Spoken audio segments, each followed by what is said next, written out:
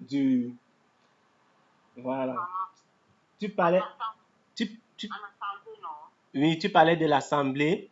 Si une femme a un don spirituel, est-ce qu'elle peut manifester comme par exemple l'interprétation, non? Voilà. Maintenant, on part d'abord dans 1 Corinthiens 11. 1 Corinthiens 11. L'apôtre Paul dit ceci, nous sommes dans 1 Corinthiens 11. Il dit ceci.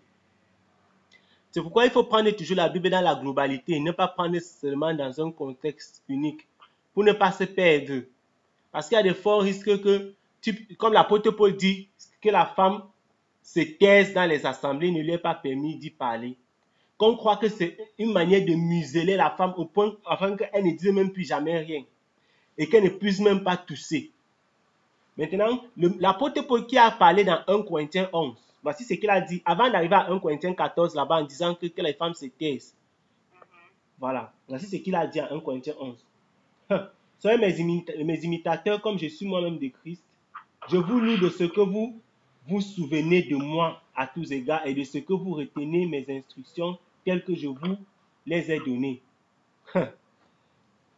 Je veux cependant que vous sachiez que Christ est le chef de tout homme. Amen. Que l'homme est le chef de la femme. Amen. Et que Dieu est le chef de Christ. Tout homme qui prie ou qui prophétise la tête couverte déshonore son chef. Toute femme au contraire qui fait quoi? C'est quoi? Toute femme qui prie, n'est-ce pas? Ou qui, voilà, prophétise la tête non voilée déshonore son chef. C'est comme si elle était rasée. Paul dit que toute femme qui prie ou qui prophétise la tête non voilée déshonore son chef. C'est comme si elle était rasée. Maintenant, je pose la question. On ne va pas entrer dans l'enseignement du voile ici. Nous sommes en train d'essayer de répondre à la question. Est-ce que la femme peut exercer un don spirituel puisqu'elle doit rester la bouche fermée? Dans 1 Corinthiens 14, il a dit que la femme doit se taire.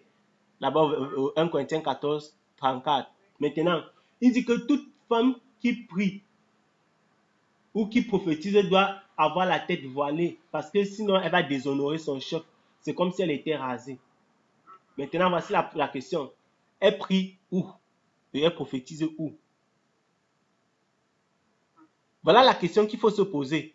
Maintenant, l'apôtre Paul dit que celui qui prophétise fait comment? Il édifie qui? Voilà.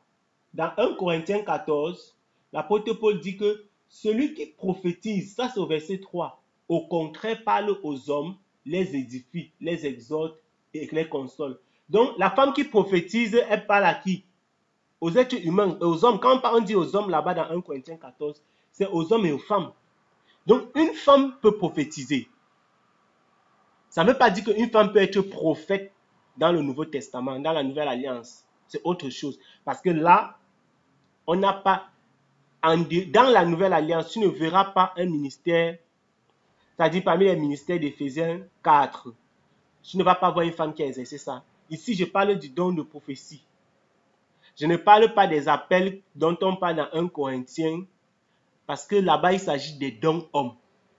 Dans Éphésiens chapitre 4, là-bas, on dit celui qui est monté, c'est aussi celui qui est descendu plus bas que la terre. Il a fait des dons hommes. On dit il a fait les dons aux hommes. Mais si tu lis bien, ce sont des dons hommes. C'est-à-dire quoi? Des dons qui sont des personnes de sexe masculin.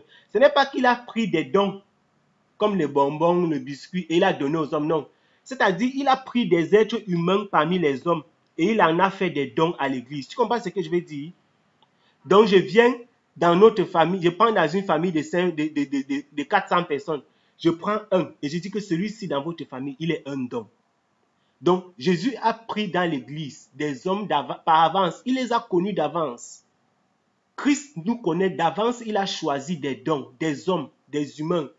Quand il est monté, il a choisi d'avance. Il a pris des personnes. Ceux-là sont des dons, hommes. Et il en a fait des dons à l'église. Il a donc dit que ceux-ci, seront des apôtres, ceux-ci seront des prophètes, ceux-ci seront des évangélistes, ceux-ci des docteurs et ceux-ci des pasteurs. Ça, ce sont des dons hommes. Et ces dons, il en a fait à l'Église.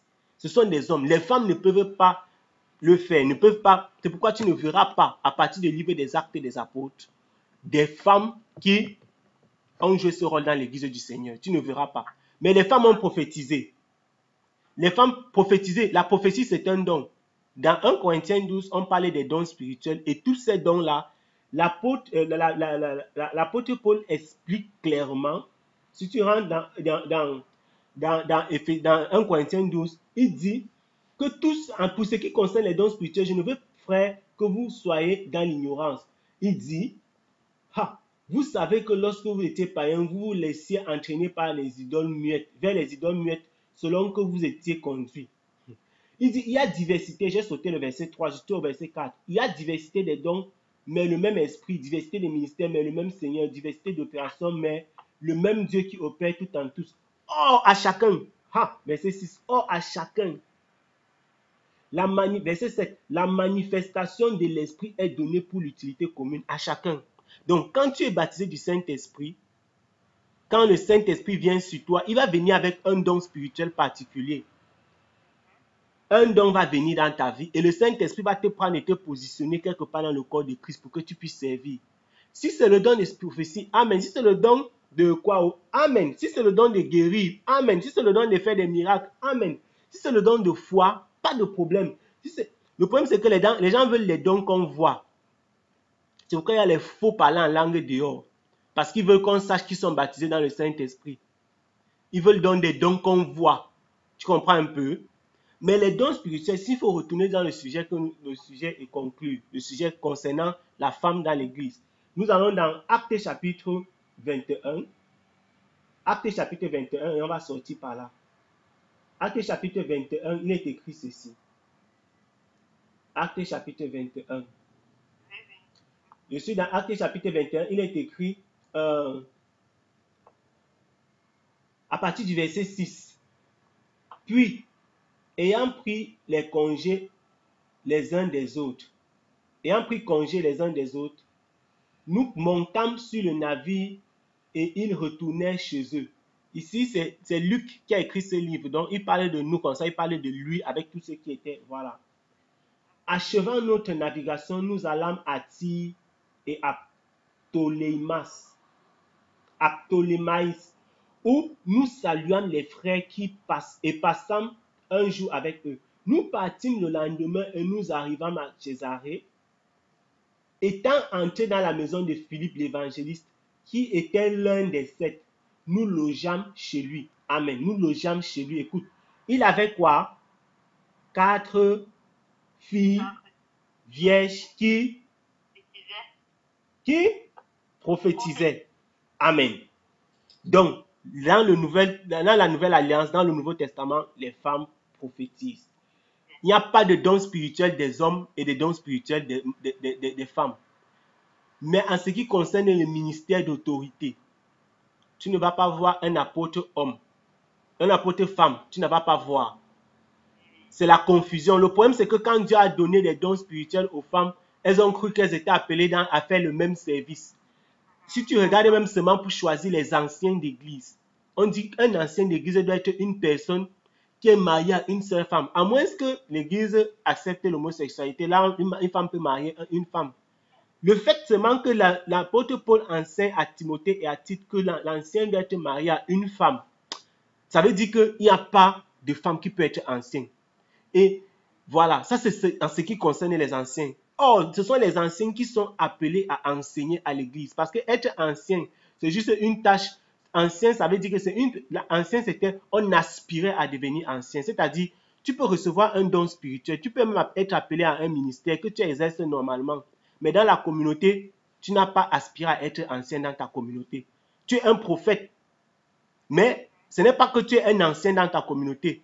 Parce que ce n'est pas... Être ancien, ça veut dire que tu es vraiment un ancien. Ça veut dire qu'il y a une certaine maturité, une certaine... Comment est-ce que je vais appeler ça? Il y a une certaine notoriété. Voilà. Et c'est pourquoi il fallait regarder le témoignage même de leur famille. comment sa femme et ses enfants se comportent dans la communauté, comment lui-même se comporte, quel est son témoignage dans la communauté, en dehors de la communauté. C'est comme ça qu'il fallait choisir les anciens. Ce n'est pas une chose juste en l'air comme ça au hasard. Et ça donne vraiment l'importance. Ça donne vraiment l'importance. Donc, ça montre l'importance qu'il y avait à ce poste d'ancien parce que les anciens, c'était ceux qui étaient dirigeants. L'apôtre Paul dit qu'il faut les respecter dans la communauté. Et c'est eux qui enseignent. C'est eux qui enseignent la communauté. Et une femme ne pouvait pas être ancienne. Une femme ne pouvait donc pas enseigner. Mais une femme peut manifester des dons spirituels. Une femme peut manifester des dons spirituels parce que l'apôtre Paul dit, oh, à chacun, et il n'y a jamais un verset dans la Bible qui nous dit que les versets, certains dons, c'est pour les hommes. La seule chose dont l'apôtre Paul nous voyons clairement, dans Éphésiens chapitre 4, il dit, il a fait des dons aux hommes. Et ces dons aux hommes là sont des dons hommes. Parce que si tu lis dans la version Semeur, et si tu veux, on peut partir là-bas, juste on fait un saut seulement dans la version Semeur. Et tu comprends ce qui est écrit dans Éphésiens chapitre 4. Je vais lire pour nous dans la version Semeur. Juste pour élucider cela, après on sort. Il est écrit dans Éphésiens chapitre 4. Il est écrit ceci. Il dit, c'est bien ce que déclare l'Écriture au verset 8, Éphésiens 4, 8. Il est monté sur les hauteurs, il a amené des captifs, il a fait des dons aux hommes. Or, que signifie il est monté? Cela implique qu'auparavant, il est descendu plus bas. Il est descendu jusqu'en bas, c'est-à-dire sur la terre. Celui qui est descendu, c'est aussi celui qui est monté au-dessus de tous les cieux afin de remplir l'univers. Celui qui a fait, il a fait don de certains. Pas qu'il a donné des dons à certains. Il a fait don de certains. Tu comprends? Don de certains comme apôtres, d'autres comme prophètes, d'autres comme évangélistes et d'autres encore comme pasteurs et enseignants. Donc, il a fait don d'eux. Donc, les personnes là, non, ce sont eux qui sont les dons. Voilà. Donc, il a fait don des personnes. Donc, Jésus-Christ a regardé l'église. Il a dit vraiment, l'église a besoin des pasteurs, des docteurs, des apôtres, des évangélistes. Je fais de ceux-ci des dons. Et il les a choisis d'avance. Ce n'est pas quelqu'un qui se lève. Et ceux-là, ce sont des hommes. Tu ne vas pas voir dans l'église du Christ des femmes qui étaient dans ces positions-là. En tout cas, pas dans la Bible. Bon, maintenant, je crois que j'ai répondu à la question. Une femme peut avoir les dons spirituels. Une femme prophétise. Dans Actes chapitre 21, là, on a vu les filles de... Quand les frères se retrouvaient dans la maison de quelqu'un, il ne faut pas que tu sois troublé par le fait que... On dit que c'était dans la maison. Hein. Les maisons, là, c'était ça qui était les églises. Il n'y avait pas les temples. Voilà. Donc, quand il dit que nous avons logé chez un frère, c'est là-bas qu'il priait, c'est là-bas qu'il faisait tout. Comment est-ce qu'ils ont fait pour savoir que les filles prophétisaient? Parce qu'elles ont prophétisé, non?